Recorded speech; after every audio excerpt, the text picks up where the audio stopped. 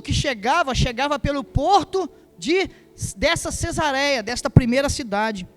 E foi nessa Cesareia Marítima, é só você guardar, ó, Cesareia Marítima, amém? É a primeira Cesareia. Foi nessa Cesareia Marítima que o rei Herodes Agripa morreu comido de bichos, lembra? Vocês leram isso já? Que o rei Herodes morreu comido de bichos? Atos 12, se você quiser anotar, Atos 12, 19, depois você puxa lá. Lá também, do centurião Cornélio, está lá em Atos também, Atos 10, 11. Cornélio morou nessa Cesareia Marítima. E foi nessa Cesareia que o apóstolo Paulo permaneceu preso por 2 anos, até ser julgado por César. Mas tem mais fatos que ocorreram na Cesareia Marítima. Eu trouxe esses aqui, porque eu creio que são os mais importantes que aconteceram, e só para você distinguir uma Cesareia da outra, porque, queridos, o que eu quero que você entenda, é que há uma grande diferença, entre uma Cesareia, que é a Marítima, e a outra Cesareia, que é a Cesareia de Filipe, amém? Então essas são as 2 Cesareias, a Cesareia lá de cima do mapa de Israel, próximo ao mar Mediterrâneo, a Cesareia do porto, né, onde atracavam os navios, mercadores, onde tinha palácios suntuosos, onde tinha ali um templo para César, e aonde aconteceu essas coisas. Então a segunda Cesareia, guarda esse, tá? Guardou aí a primeira Cesareia? Cesareia o quê? Marítima. A segunda Cesareia, a Cesareia de Filipe. Esta foi onde ocorreu o fato em que nós acabamos de ler aqui. Essa Cesareia aqui, aconteceu esse fato de Mateus 16, 13. Cesareia de Filipe, em homenagem ao filho do rei Herodes, tá? Essa Cesareia de Filipe, ela chama Cesareia de Filipe por causa do filho Filipe do rei Herodes. Um lugar de refúgio. Irmãos, olha aqui. Agora começam as diferenças. Essa Cesareia de Filipe era um lugar de refúgio distante e silencioso. Tinha águas também, muita rocha, irmãos. Interessante que cada um gosta de uma coisa, né? Tem gente que, se tirar ele dos grandes centros, por exemplo, de Belo Horizonte, ele não consegue ficar aqui em Mateus Leme uma semana, né? Tem gente que já está em Mateus Leme e quer ficar onde? Lá na roça, não é, não é? Quer ir lá para os Freitas, quer ir lá para Sítio Novo, não é assim? Lá é o lugar dele, né? Cada um gosta de um canto, cada um gosta de viver num lugar.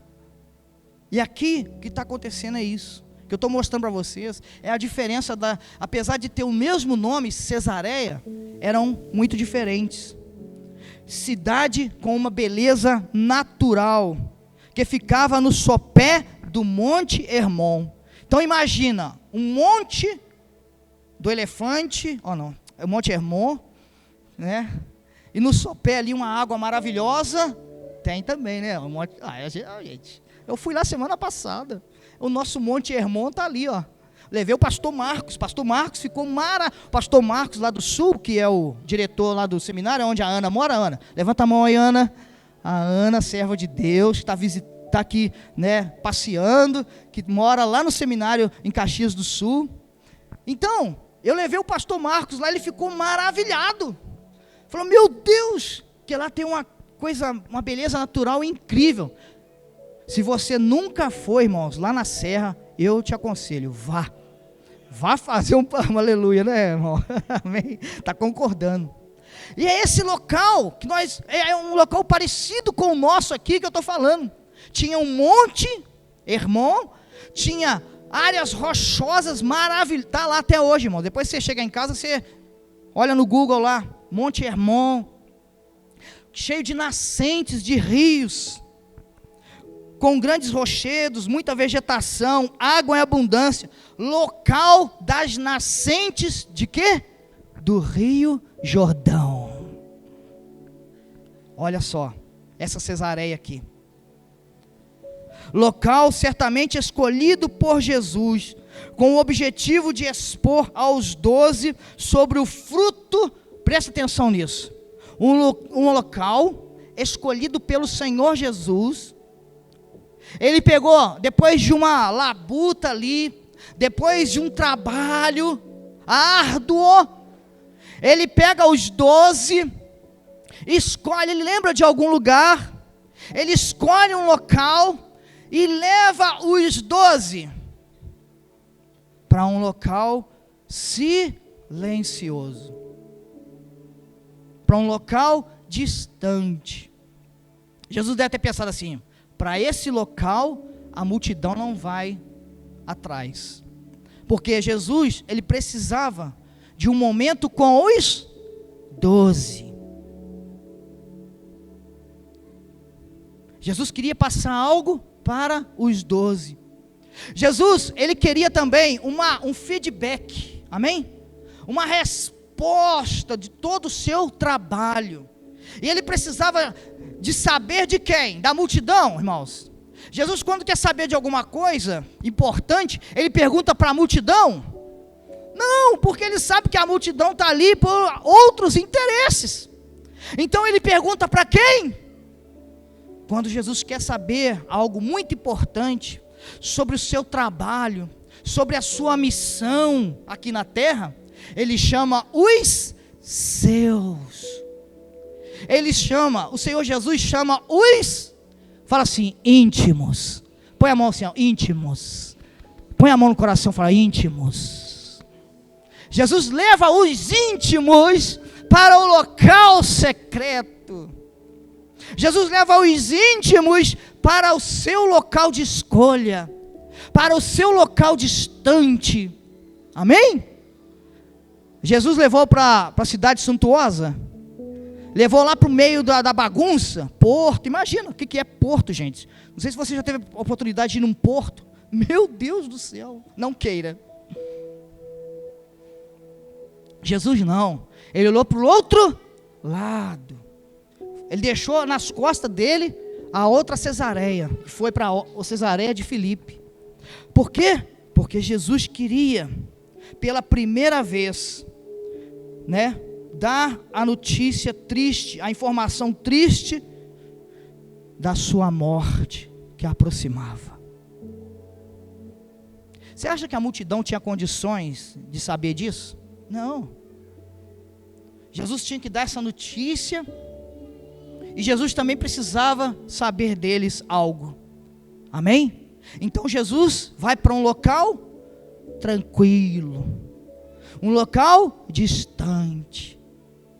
E eu amo isso, irmãos. Vocês não sabem como. Eu amo um monte. Eu amo um local distante. Eu amo um local tranquilo. E a gente aqui, ó, nós somos muito abençoados, né, irmão? Você que riu aí, ó, você mesmo, Alfredo. Nós somos muito abençoados com os montes. Alfredo gosta de monte também. Sabe por quê? No monte também é um local de encontro. Local de encontro com Jesus. Olha o que Jesus fez. Levou lá para o sopé do Monte Hermon, um local cheio de vegetação, de rochas. Você já teve essa experiência de ir no monte, porque você queria falar algo especial para Jesus? É claro que eu amo o monte, né? Aqui, ali, a resposta de monte aqui, ó. Eu vou falar igual aquela vez, não, viu? Eu não fui no pasto, não, viu? Eu fui no monte, pedi a Deus a minha esposa. Monte, irmãos, monte. Vocês estão rindo, né? Vocês lembram do pasto. Agora eu consertei, tá, amor? É monte. Eu fui orar no monte. Falei, Deus, eu não aguento mais. Às vezes os jovens, deixa eu falar com vocês. Jovens, vocês ficam batendo cabeça. Vocês ficam aí, ó, dando murro em ponta de faca. Porque vocês não procuram esse lugar para falar com Jesus. Ir no íntimo com Jesus. O dia que eu tomei essa decisão de parar, de ficar escolhendo por mim mesmo. Ah, eu quero aquilo ali. Ah, eu gostei daquilo ali. Ah, isso aqui que é bom para mim. Ah, isso aqui que é ótimo para mim. Irmãos, o dia que eu parei com isso, e que eu comecei a ir para Cesareia de Filipe com Jesus, a minha vida mudou. Está entendendo? Está aí?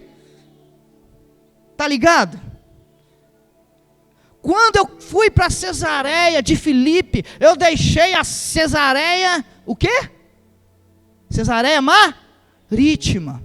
E fui para Cesareia de Filipe, que eu fui falar com Jesus no íntimo. Mas não é só monte não, tá, irmãos? Deixa eu explicar aqui. Não é que você só tem que ir no monte. Talvez a sua Cesareia de Filipe é um quartinho que você tem lá na sua casa, é o terraço da sua casa, né? É o quintal lá na sua casa. Todo mundo tem condições de ter uma Cesareia de Filipe. Então, voltando para o texto, Jesus, aqui ó, vamos ver aqui, versículo 13. O que aconteceu nesse lugar gostoso, nesse lugar distante, nesse lugar tranquilo, nesse lugar silencioso? Sabe o que eles ouviam lá? Eu creio, a única coisa que eles ouviam lá, eram as águas das nascentes do Jordão, batendo nas águas, nas rochas, e o vento soprando o mato, o estalar da vegetação. Imagina esse lugar, né? Irmãos, isso aí é ruim ou é bom? Tem nenhum médico aqui não, né? Psicólogo, tem psicólogo? Psicólogo, é bom? É bom psicólogo? Ir para um lugar desse? Será que é bom? É um novo ar. A pessoa fica lá todo dia, semana após semana, dia após dia, naquela batalha, naquela luta. Um problema resolve, vem outro. Aí você precisa de quê? Desligar. Foi o que Jesus fez. Não, vamos desligar. Calma. Vamos para um lugar distante, um lugar silencioso. E aí, veja aqui, ó, versículo 13. Chegando Jesus à região de Cesareia de Filipe, perguntou aos seus discípulos: quem os outros dizem que o Filho do Homem é?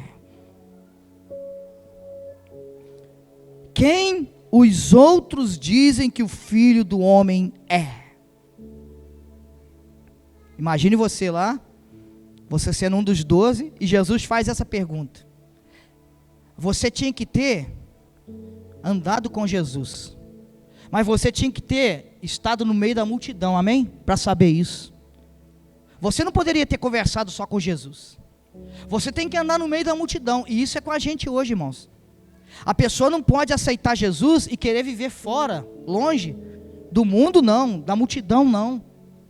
Você tem que aceitar Jesus, receber o que Ele está te dando, igual aqui agora, e voltar lá para a multidão com mais luz, com mais sal, com mais presença de Deus, com mais unção, e ficar ouvindo o que a multidão está falando, e ficar atento nos fatos, e voltar e falar para Jesus: Senhor Jesus, tem de misericórdia daquela pessoa. É isso. Aí, no versículo 14, diz assim, ó: eles responderam, os discípulos responderam: alguns dizem que é João Batista. João Batista. Então, começaram a responder para Jesus a pergunta que ele havia feito. Alguns dizem que é João Batista, ou seja, aquele João Batista que já havia sido morto, irmãos. As pessoas estavam dizendo que Jesus era um João Batista ressuscitado dos mortos. Veja bem, olha a cegueira da multidão, e vê se não é isso nos dias de hoje. O que as pessoas falam de Jesus? Que noção que as pessoas têm de Jesus aí fora, irmãos?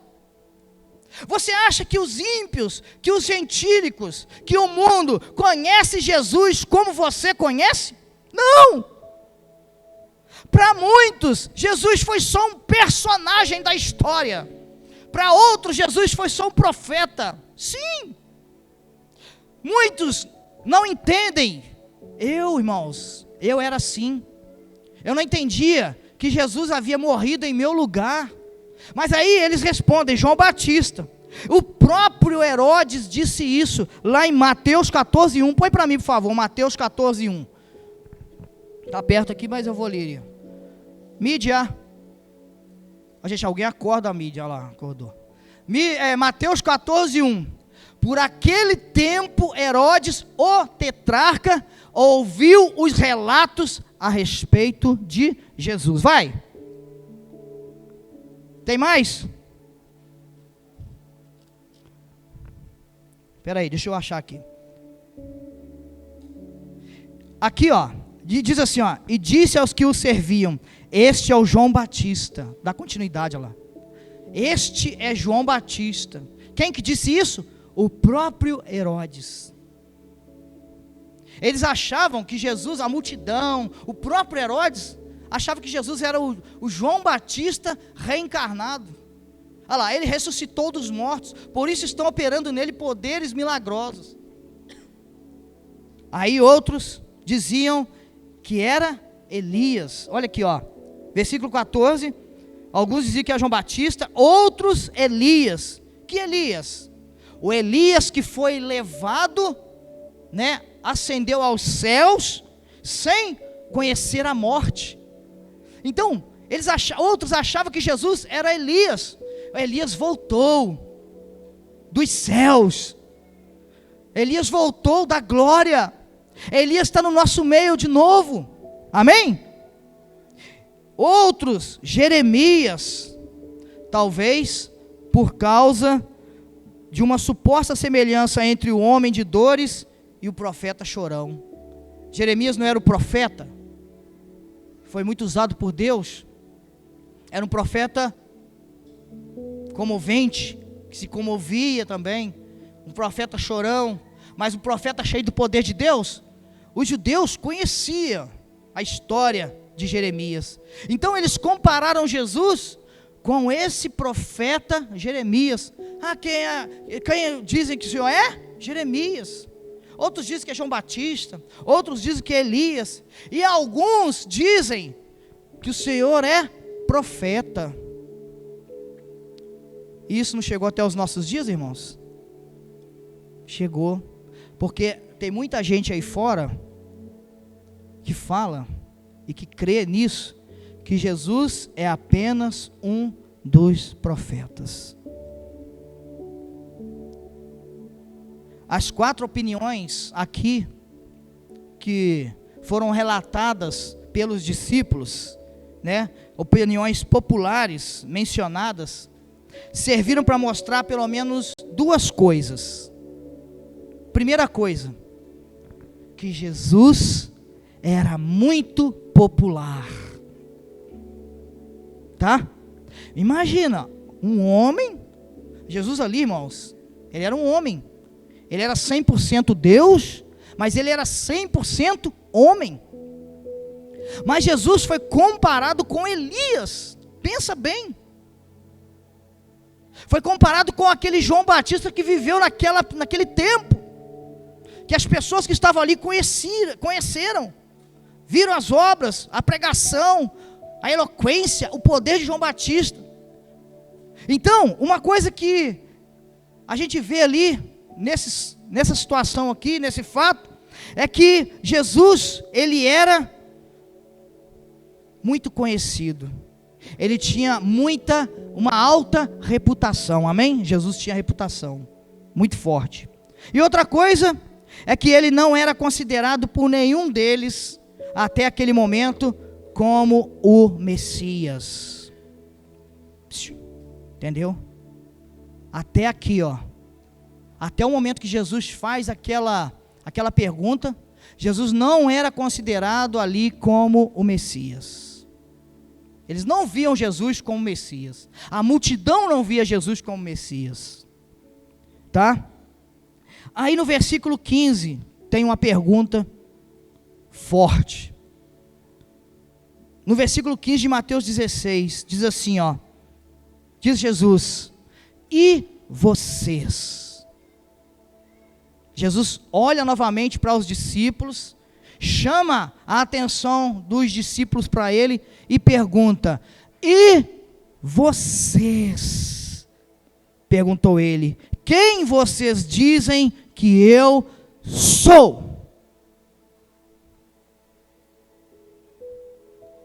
Irmãos, e vocês? E vocês? O que você diz que Jesus é? Você tem uma definição própria aí de Jesus? Você tem convicção mesmo dessa definição de Jesus? Você crê realmente nessa definição de Jesus que você tem? Porque essa pergunta, ela cabe bem nos nossos dias, queridos. Essa pergunta é própria para os nossos dias. Porque eu e você precisamos ter uma definição concreta, fiel, de quem realmente é Jesus.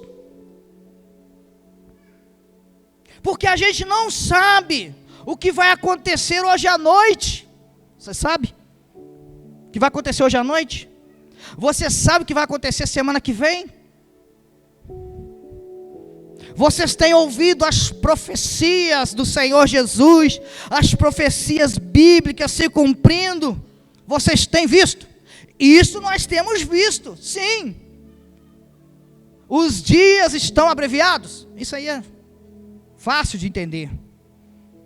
Guerras, rumores de guerras, estamos vivendo isso tudo nesse momento, fome, tudo, irmãos. E não estou falando de fome na África não, estou falando de fome na Europa. Estou falando de fome na América do Sul. Na Venezuela o povo está pegando resto de comida na lata de lixo. Nós estamos vivendo tudo o que a Bíblia descreve, tudo o que foi profetizado. Mas eu posso até viver, não tem problema eu viver isso, porque é Bíblia. Mas o que eu preciso ter convicção de quem realmente é Jesus para mim. Porque se eu tenho a definição de quem realmente é Jesus, o seu poder, aonde ele está, qual é o seu comando, então eu não vou largar Jesus por nada, meu filho. Pode botar a arma na cabeça e falar, ou nega Jesus ou morre. A pessoa fala assim, negar o meu Jesus eu não nego. Pode matar, pode puxar o gatilho. Porque a pessoa tem convicção. Agora, se a pessoa fala assim, Jesus para mim, ele até fez os milagres, mas foi um profeta. Jesus para mim foi só o Filho de Deus que realmente pisou aqui na terra. Jesus, ele realmente fez milagres, não faz mais hoje. Mas se você tem convicção que Jesus pode te transportar agora, daqui para a glória,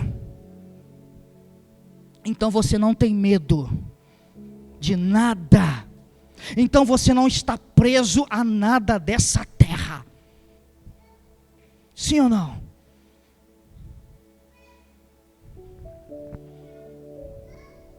Por isso que essa pergunta é importante. E vocês? E Jesus faz essa pergunta para mim e para você hoje. E vocês? Quem vocês dizem que eu sou? Reflitam. Quem você diz que Jesus é? Porque quem tem a convicção de quem realmente é o Senhor Jesus, não sai da presença de Jesus por nada. Não larga o mestre por nada. Aqueles 12 tiveram a oportunidade. Jesus falou assim, e vocês também não vão com eles? O próprio Pedro falou assim, para onde nós iremos, se só tu tens palavras de vida eterna? E é isso que nós temos que dar como resposta hoje, meu irmão, minha irmã, para esse sistema maligno, porque o sistema mundial, O governo mundial, ele tem um comando, ele tem um domínio. É o domínio das trevas, é o domínio do mal sobre a educação, sobre as finanças, sobre muita coisa.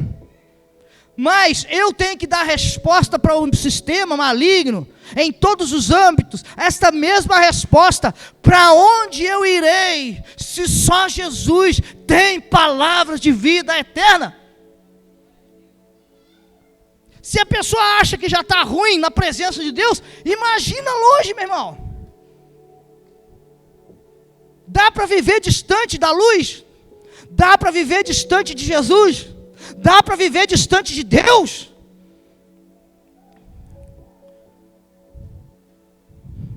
Consagre ao Senhor todos os seus planos.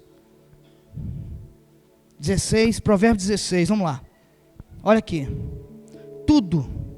Consagre ao Senhor. O Espírito Santo está me trazendo isso aqui agora. Consagre ao Senhor. Provérbios.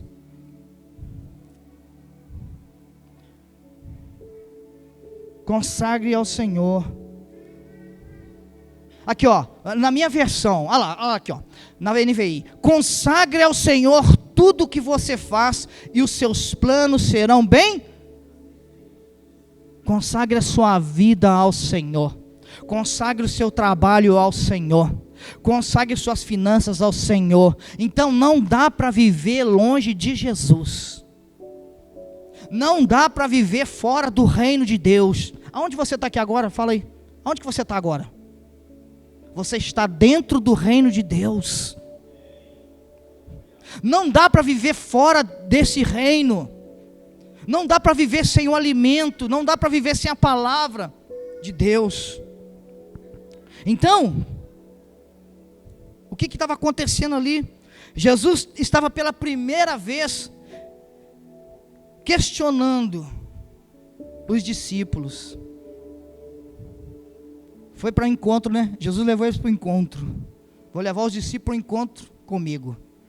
E chegou lá e perguntou: o que as pessoas aí fora dizem? Jesus queria saber ou não? Queria. Jesus precisava de um relato dos discípulos. O que o mundo está falando de mim? E você sabe o que o mundo está falando de Jesus hoje? Lá na escola, lá no trabalho, o que as pessoas falam de Jesus? Talvez você vai me falar assim: pastor, nem falam de Jesus. Jesus nem tem tanta popularidade hoje como tinha naqueles dias. E isso é grave. Isso é sério. Tem falha aí. Falha de quem carrega a luz. Falha de quem é o sal da terra. Falha de Jesus? Nenhuma. Falha dos seus escolhidos. A gente está vivendo esse momento cruel hoje. Tem muita gente aí, ó, que está atemorizado. Pessoas lá na hora da votação falando comigo, né, amor? A mocinha falou: eu tô, como é que fala? Eu tô tão ansiosa. Por quê? Porque Jesus já não é tão conhecido mais. Sim ou não? Eu não é. Eu estou falando alguma coisa aqui que não é, irmãos? Porque se Jesus fosse realmente conhecido, não estava nessa situação. Aí, Jesus provavelmente queria saber se o seu trabalho não havia sido em vão com os 12. Tá? Jesus estava fazendo uma avaliação, fazendo um teste com os 12. Deixa eu ver se o meu trabalho... Jesus estava trabalhando? Jesus estava edificando? Sim. O reino de Deus. Deixa eu ver se não foi em vão ali com os 12. E por que, irmãos? Você já pensou por que isso foi relevante para Jesus? Por que a preocupação de Jesus em saber dessas coisas? Isso, agora presta atenção comigo. Isso mudaria alguma coisa na história da humanidade? Preste atenção, ó. Esse momento que Jesus pega os 12, leva para Cesareia de Filipe e faz esse questionamento, mudaria alguma coisa? Sim, sim, claro que mudaria. Veja comigo aqui, ó, Isaías 9, versículo 6.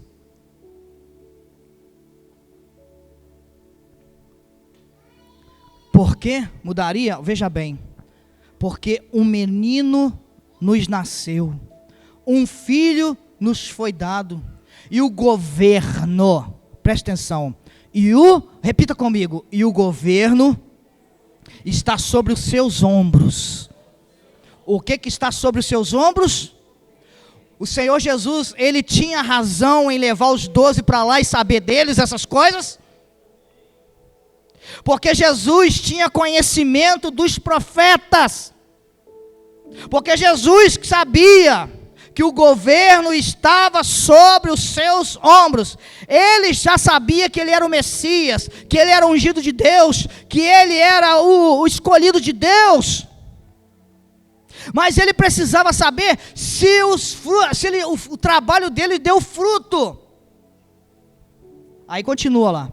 E ele será chamado maravilhoso, conselheiro, Deus poderoso, Pai eterno, príncipe da paz. Então, era relevante para Jesus ele sair com os 12 para um local distante, um local de paz, para saber isso dos 12? Era também por causa de Isaías 53, olha só. Olha Isaías 53. Olha o que Jesus sabia que estava sobre a vida dele. Isaías 53.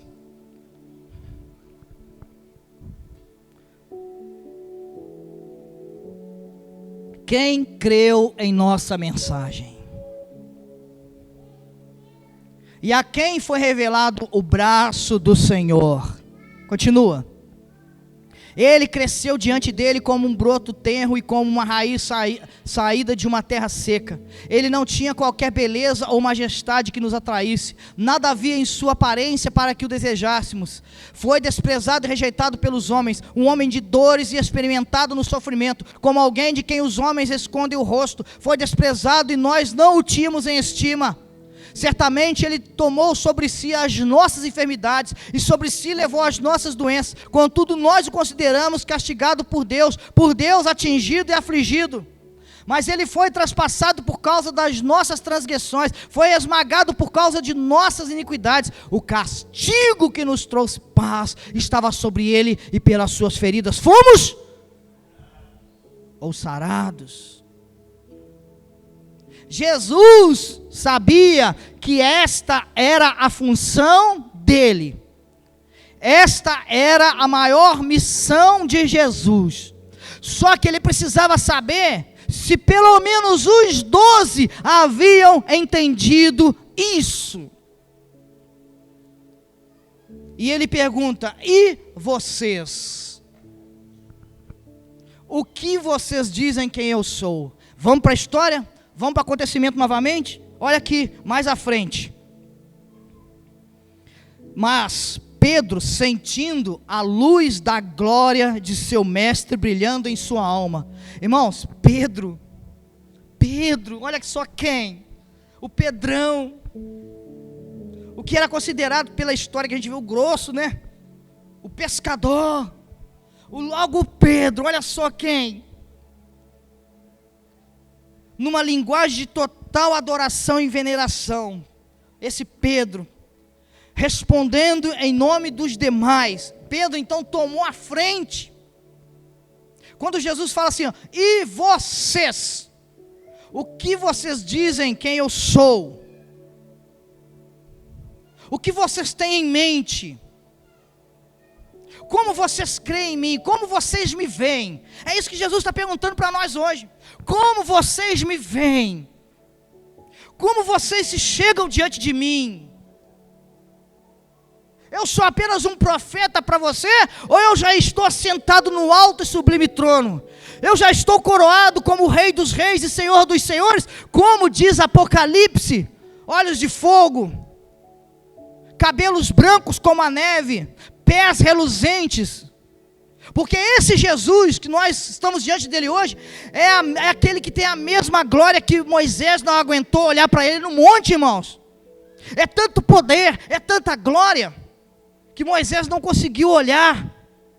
E quem olhava para Moisés, depois que Moisés desceu o monte, não aguentava olhar para o rosto de Moisés, de tanta luz, de tanto poder, de tanta glória. Então Jesus estava querendo saber, e vocês? O que vocês dizem a meu respeito? Então Pedro toma a frente, respondendo em nome dos demais, expondo o seu íntimo e profundo sentimento. Ele silencia todas as outras opiniões, ele fala com a convicção forjada em sua alma pela graça divina. Versículo 16, olha o que diz Simão Pedro: tu és o Cristo, o Filho do Deus vivo. É aleluia, é glória a Deus, sim. Louvado seja o nome do Senhor, sim. A Ele toda a honra e toda a glória. Olha o que Pedro fez. Tu és o Cristo, o Filho do Deus vivo. E esta mesma confissão foi feita por Pedro, lá em João 6,69, olha aqui, olha o que Pedro diz em João 6, nós cremos e sabemos que és o Santo de Deus. Era um homem diferenciado, tinha um coração diante de Deus, tinha uma convicção. Tu és o Cristo, o Filho de Deus, tu és o Santo de Deus. Para Pedro, Jesus não era um mero homem qualquer. Para Pedro, Jesus não era João Batista. Para Pedro, Jesus não era Jeremias. Para Pedro, Jesus não era o Elias. Não! Tu és aquele que veio dos céus. O Senhor veio da glória eterna. O Senhor estava sentado no alto e sublime trono. Tu é este, o Filho unigênito de Deus. Naquele dia ali Pedro poderia ter dito isso. Tu és o unigênito, o único Filho de Deus. Até aquele momento, irmãos, pense nisso, pense. Eu estou falando com quem aqui agora? Você é o que de Deus? Deixa eu ouvir se você sabe. O que você é de Deus? Os jovens sabem, né? Vieram aqui ontem e ficaram sabendo, mas você já sabia, brincadeira. O que você é de Deus? Mas nesse momento aqui, quem era filho de Deus apenas? Nem Pedro. Mas Pedro, usado pelo Espírito Santo, ele fala, tu és o Cristo, o Filho de Deus. O Filho do Deus vivo. Aí, versículo 17 diz assim, respondeu Jesus, feliz é você, Simão, filho de Jonas, porque isto não lhe foi revelado por carne ou sangue, mas por meu Pai que está nos céus. Cresce, irmãos, que aquela resposta de Pedro foi como um bálsamo para Jesus. Por que Jesus perguntou? Jesus queria saber. Quando Pedro responde justamente isso, aquilo foi como um bálsamo, que trouxe ânimo para Jesus. É claro que Jesus não ia desistir, meu irmão, nunca, Jesus não ia desistir da missão dele, mas quando Pedro fala assim, tu és o Cristo, o Filho do Deus vivo, imagina, Jesus ficou feliz. Jesus sentiu como se tivesse derramado nele um bálsamo. Não é assim quando a gente vem na presença de Deus, que né? Você está ali cheio de problema, doença, coisa ruim acontecendo, aí a tua resposta é só Deus, igual ontem, né? Ontem que foi tremendo, ontem foi demais. Quanta gente, né, que não sentiu a presença de Deus aqui. Aí você vem todo secão, né? Aquela sequidão, aquelas dores, pessoas aqui, carregando um fardo. Aí você vem aqui e Jesus vai e te abraça. O Espírito Santo toma você. Aí ele começa a tirar, ele começa a limpar, ele começa a trocar o fardo. Como é que você fica? Fica igual a Ana tá lá, ó. Aí faz igual o João, né, os 12, deita no colo de Jesus, fala: Jesus, deixa eu sair daqui não, tá tão gostoso. Sim ou não? Você acha que Jesus não sentiu isso também, irmãos? Jesus viu o que Pedro falou da parte de Deus. Tu és o Cristo, o Filho do Deus vivo. Aí eu te pergunto, quem é Jesus para você? Quem é Jesus para você? Quem é Jesus para você? Você não sabe? Quem é Jesus, irmãos?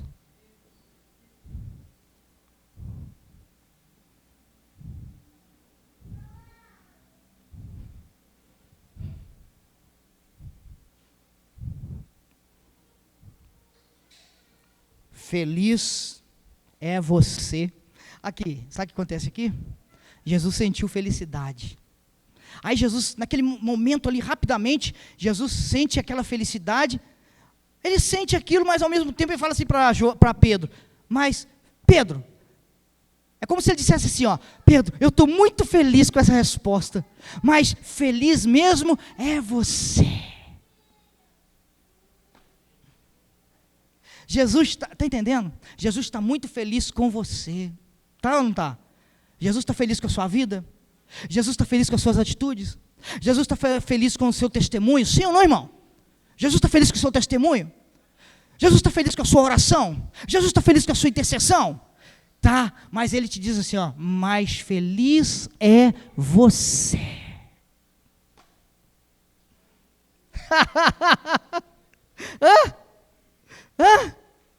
Mas feliz é você, Pedro. Eu senti uma felicidade, mas feliz é você. Será que Jesus está falando isso para você? Você pode sentir isso, irmãos?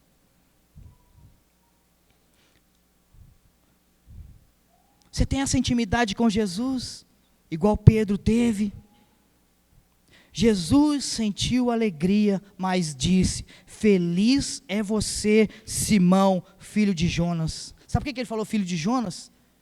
Para saber que Pedro era o Simão, filho de um homem carnal. Não era diferente de nenhum de nós aqui, ó. Você é filho de gente carnal? É, igual Pedro. Mas que naquele momento não tinha sido nem carne e sangue que havia revelado aquilo para Jesus. Aquela felicidade que Jesus sentiu não foi nem carne nem sangue, sabendo Jesus que Pedro era filho de carne e sangue. Por isso que ele falou filho de Jonas, filho do homem carnal. Não foi nem carne nem sangue que te revelou, mas o próprio Deus. Está aí, ó, na sua palavra, ó. Vamos lá? Versículo 17, respondeu Jesus: feliz é você, Simão, filho de Jonas, porque isto não lhe foi revelado por carne e sangue, mas por meu Pai que está nos céus. Pedro, e esse feliz aqui, irmãos, que Jesus fala, você que é feliz, sabe qual feliz que é esse aqui? É aquele feliz de bem-aventurado, lá de Mateus 5. Só coloca aí, por favor, Mateus 5, só para os irmãos lembrar aqui, ó, as bem-aventuranças. Quando Jesus fala para Pedro assim, ó: você é que é feliz, meu filho. Você que é feliz, meu discípulo. Põe aí as bem-aventuranças, Mateus 5, acho que é isso mesmo, né? 2, vai mais à frente. Procura aí, depois você coloca. Aí, ó, olha lá, bem-aventurados. É como se ele estivesse falando isso para Pedro. Feliz, bem-aventurado é você. Pode tirar, por favor, obrigado. Amém? E Pedro foi muito abençoado por ter recebido uma revelação do próprio Jesus. Olha como que é bom andar com Jesus, né? É uma estrada de mão dupla. Você faz com que Jesus fique feliz com você, E Jesus te deixa feliz. E Jesus te usa. E Jesus fala com você. E Jesus te diz assim, ó, você é que é feliz. Então, se você é feliz, fique de pé no seu lugar.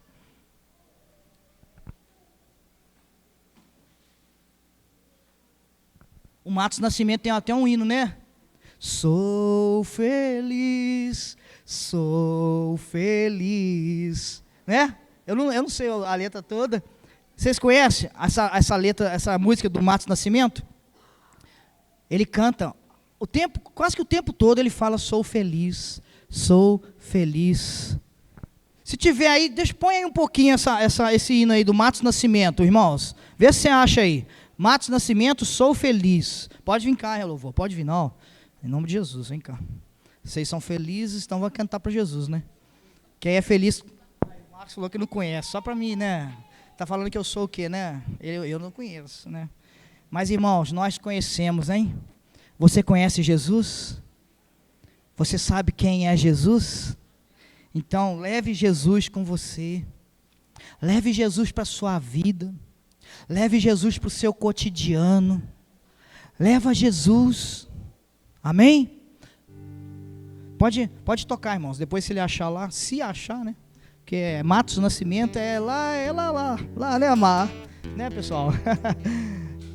Matos Nascimento já é muito feliz com Jesus, por isso que ele fez esse hino. Então, eu queria te perguntar, nós dissemos que o tema da mensagem é a confissão de Pedro, viu a confissão de Pedro? O que Pedro confessou para Jesus? Pedro confessou que Jesus era o Cristo, o Filho de Deus. Nasceu mais um Filho de Deus ali, né? Sim ou não? Está entendendo?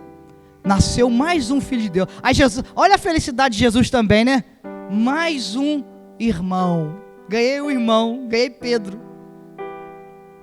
Primeiro porque não foi carne nem sangue que revelou. Pedro estava revestido do Espírito Santo.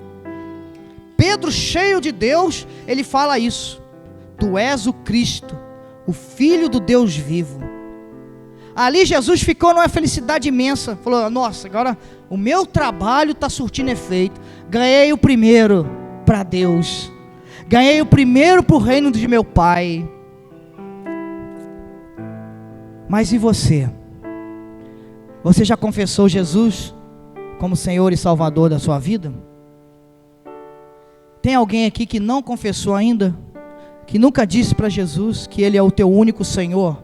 Tem alguém? Se tem, aproveita o momento.